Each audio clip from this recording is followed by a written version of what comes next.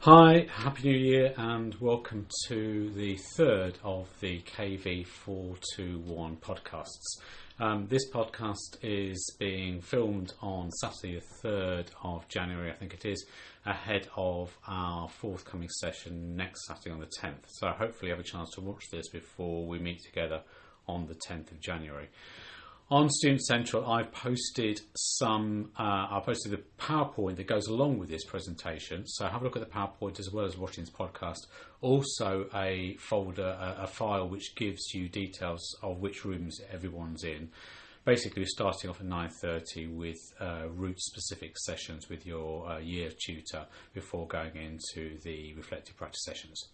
Anyway, today's session is looking at particularly the notion of professional values and how professional values relate to issues of equality, inclusion and diversity. Now later on in the course you'll take a specific module on this area of work. So what we're doing here really is introducing the themes and really to set the scene about how those ideas can underpin our work throughout our contact with children and young people, no matter what our professional role. The important thing to remember though is I'm going to use a number of different terms, and already I've introduced equality, inclusion, diversity. Those are not absolute concepts, and by that I mean they will vary depending on how they're being used and in terms of people's different perceptions and interpretations. And in particular, our own professional identity, our own professional focus, whether as an early years practitioner, a teaching assistant or learning support assistant, a youth worker, a childminder, no matter what professional role we have, that will give us a particular take on issues of inclusion, equality and diversity. One of the interesting things is whenever we sit down and talk about those issues, we're likely to come across differences of opinion about how those terms are used and the concepts they reflect. And in fact, a good example of this was when Denise Kingston, one of our early years staff, and I sat down to write a chapter for our Integrated Working with Children and Young People book about promoting equality and inclusion. The fact that we came from different perspectives illustrated how actually we have different ideas about those issues, and actually working together on the book helped us clarify those issues. So a bit of an overview of those concepts of equality, inclusion, diversity, help you to start reflecting on those issues and thinking about how they underpin our work with children and young people. So the first thing is just to touch on this notion of equality. And one perspective on equality is that equality is about treating everyone the same and not treating anyone differently. And I would like, first of all, just to kind of raise that, whether that's an issue, whether in fact our view of equality is about treating everyone the same and not treating everyone differently, or whether equality might be about treating everyone differently and not treating everyone the same. So just straight away, a couple of questions for you to think about. But let's dive straight in and then think about four different perspectives on equality and inclusion and diversity, and how these may relate to your own practice and your own work and how the way you see them. So it's not that any of these are right or wrong or good or bad or worse or better. It's just these are four different perspectives. The first perspective then I'll call welcome all, and that's where we might have any sort of project or provision for young people, a nursery, a school, a youth project, no matter whatever it is. And that the philosophical basis, if you like, is to open the doors and say we welcome everyone. Well, we welcome everyone. We don't mind who you are. Everyone is welcome into our school, into our nursery, into our provision, whatever it might be. We welcome everyone.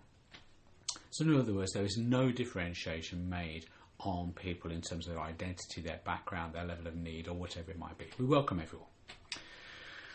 The second one says, actually, we do acknowledge there are different needs, and we do acknowledge there are different identities, we do acknowledge there are different perspectives and different levels of diversity. And actually, we think that's a good thing. We celebrate the fact in amongst all the people, all the children, all the adults, the young people that come to our project, we recognise that will be of a diverse nature, and we celebrate that diversity, we celebrate that difference between people, and we recognise that different people have different needs. The third perspective goes a bit further than that and says not only do we recognise there are different needs, but we also recognise that there may be barriers to inclusion. By that, there may be either physical barriers, physical access needs, or more psychological or social issues which prevent some people from attending the school, attending the project, attending the nursery, attending the youth group, whatever it might be. And so we start to unpick about why some people may feel they have greater belonging or greater access or greater ease of accessing a particular provision. And it starts to unpick that and says, okay, perhaps then what we need to do is not only recognise those barriers, but start to address them. Start to work towards an inclusive provision where we recognise that there are some barriers to participation, and that we're going to address those barriers. We're going to actively seek to remove those barriers and broaden our provision to make it inclusive for everyone. So that's the third perspective. The fourth perspective goes a stage further and says, actually, we recognise that some of those groups, particularly groups of families and children and young people that may find it very difficult to access provision, we recognise that their sets of needs may mean that we have to provide additional support, additional services, perhaps what we might even call targeted services, to meet the needs of those particular children, young people and families. And a good example of that might be for where the families and children and young people perhaps come from a particularly disadvantaged black or minority ethnic group. They may have a level of physical need or learning need. It may be because of their sexuality or other identity, or even their social class prevents them from engaging with provision which others may find more accessible. So we start to introduce the notion of additional support which recognises and acknowledges levels of need, and which says until our society is such that everyone, regardless of their identity, has equal access and equal opportunity, we will provide additional services.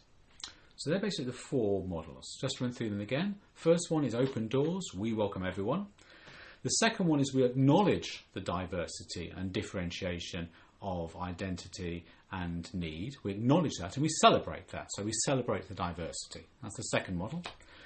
The third one is we recognise that because of those diverse needs there may well be barriers to inclusion, and we seek to address those barriers to inclusion in order to broaden access, in order to make the provision more inclusive. And the fourth model is we take steps to provide additional support, additional services, perhaps what we might call targeted services, to meet those needs of those different disadvantaged groups. Particularly recognising that the society we live in is unequal and is unjust, and therefore we commit to provide additional support to address those needs.